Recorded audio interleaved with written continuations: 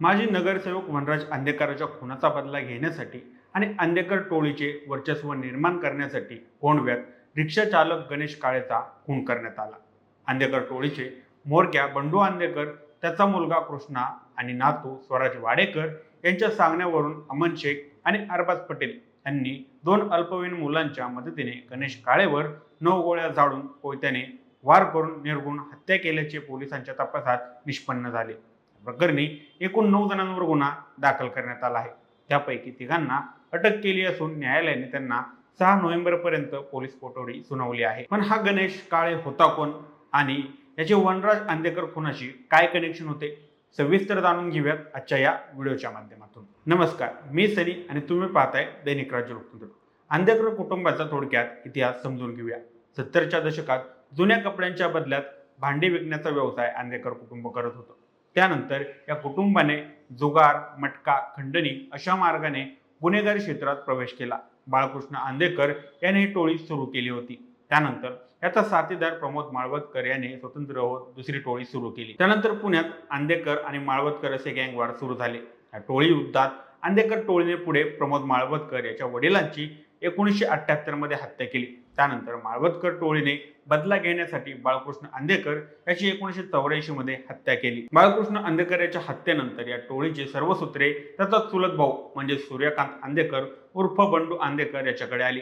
बंडू अंधेकर याला हत्येच्या खटल्यात जन्मठेप झाली. या टोळी युद्धातून पुण्यात लागोपाठ 6 हत्या झाल्या होत्या. पुणे पोलिसांनी 1997 मध्ये प्रमोद माळवदकर याला एन्काउंटरमध्ये ठार केल्यानंतर हे टोळी युद्ध अखेर शांत झालं. पण आता पुण्यातल्या टोळी युद्धाने पुन्हा एकदा नवीन अध्याय सुरू केला आहे. 1 सप्टेंबर 2024 रोजी नानापेठमध्ये राष्ट्रवादीचे माजी नगरसेवक वनराज अंधेकर यांची हत्या करण्यात आली. या प्रकरणात गणेश कोमकर, संजीवनी कोमकर, जयंत कोमकर आणि इतरांसह 21 आरोपींना अटक करण्यात आली. वनराज अंधेकरांच्या हत्येनंतर संतापलेल्या अंधेकर टोळीच्या सदस्यांनी त्याच्या अंत्यविधी वेळी शस्त्रपूजन करून बदला घेण्याची शपथ घेतली होती. त्याचाच एक भाग म्हणून 1 सप्टेंबर 2025 रोजी प्लॅनही आखला होता. वनराज अंधेकरांच्या हत्या प्रकरणातील आरोपींची रेकी करण्यात आली होती, पण पोलिसांनी याची माहिती मिळाली आणि हा प्लॅन उधळला गेला. गणेश विसर्जनाच्या आदल्या दिवशी म्हणजेच 5 सप्टेंबर 2025 रोजी आरती झाल्यानंतर नानापेठमध्ये गोळ्यांचा आवाज झाला. एकीकडे एका गणेश मंडळामध्ये डीजे सुरू होता.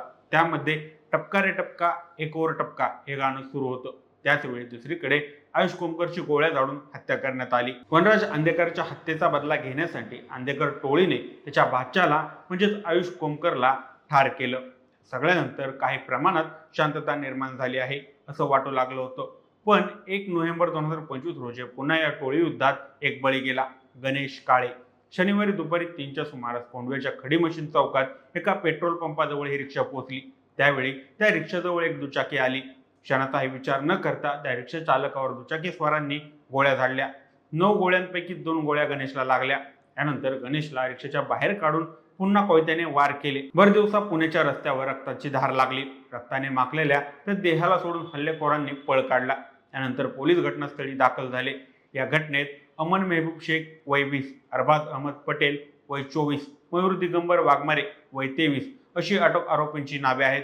त्यांच्यासह बंडू उर्फ सूर्यकांत रानोजी अंधेकर वय 69, कृष्णा उर्फ कृष्णराज अंधेकर वय 36, स्वराज निलंजी वाडेकर वय 23, आमिर खान वय 25 यांच्या विरोधात गुन्हा दाखल करण्यात आला असून 2 अल्पवयीन मुलांना देखील ताब्यात घेतला आहे. याबाबत गणेश काळेचे वडील किसान दोंडेबा काळे यांनी कोंढवा पोलीस ठाण्यात तक्रार दिली आहे. अमन शेख आणि अरबाज पटेल हे सराईत गुन्हेगार असून त्यांच्या विरोधात अनेक गंभीर गुन्हे दाखल आहेत. अरबाज पटेल याला काही वर्षांपूर्वीच तडीपार करण्यात आलं होतं. त्याच्या विरोधात गेल्या वर्षी झोपडपट्टी दादा प्रतिबंध कायद्यान्वये कारवाई करण्यात आली होती.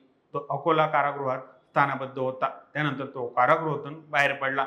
गेल्या वर्षी मार्च 2024 मध्ये तळेगाव दाभाडे येथे 4 ठिकाणी गोळीबार करण्यात आला होता. प्रकरणी पिंपरी चिंचवड पोलिसांनी अमन शेख आणि समर्थ तोर यांच्याकडून 3 पिस्तुले आणि 4 काडतुसे जप्त केली होती. गणेश काळे खून प्रकरणातील 2 अल्पवयीन विरोधात यापूर्वी गुन्हे दाखल करण्यात आले होते. आता गणेश काळेचे वनराज अंधेकर यांच्या खून प्रकरणात काय कनेक्शन आहेत ते देखील समजून घेऊया. माजी नगरसेवक वनराज अंधेकर यांच्या खून प्रकरणात पिस्तूल पुरवल्या प्रकरणी समीर काळे याला अटक करण्यात आली होती. सध्या तो येरवडा कारागृहात न्यायालयीन कोठडीत आहे. त्याचाच भाऊ म्हणजे हा गणेश काळे. मिळालेल्या माहितीनुसार या सगळ्याची प्लॅनिंग हे बंडू आंदेकरांनी केली होती. भावाच्या बदल्यात भाऊ असं त्याने सूत्र आपल्या दिमागात घातलं. त्यामुळेच गणेश काळेची हत्या केल्याची माहिती आता समोर येत आहे. त्यामुळे आता हे टोळी युद्ध कधी संपणार हे पाहणं महत्त्वाचं ठरणार आहे. राज्याचे मुख्यमंत्री आणि गृहमंत्री देवेंद्र फडणवीस तसेच पुण्याचे पालकमंत्री अजित पवार हे या गोष्टी सावरण्यासाठी अपयशी ठरल्याची चर्चा आता रंगत आहे. गुन्हेगारी प्रकरणात वाढ होत असताना या दोघांनीही पुण्याला सावरण्याची गरज आहे, नाहीतर या टोळी युद्धाच्या आगीत सर्वसामान्यांना देखील चटके बसतील. बाकी याबाबत तुम्हाला काय वाटतं आम्हाला कमेंट करून नक्की कळवा. आणि जर दैनिक राज्य लोकतंत्र चॅनलवर नवीन असाल तर चॅनलला नक्की सबस्क्राईब करा. धन्यवाद.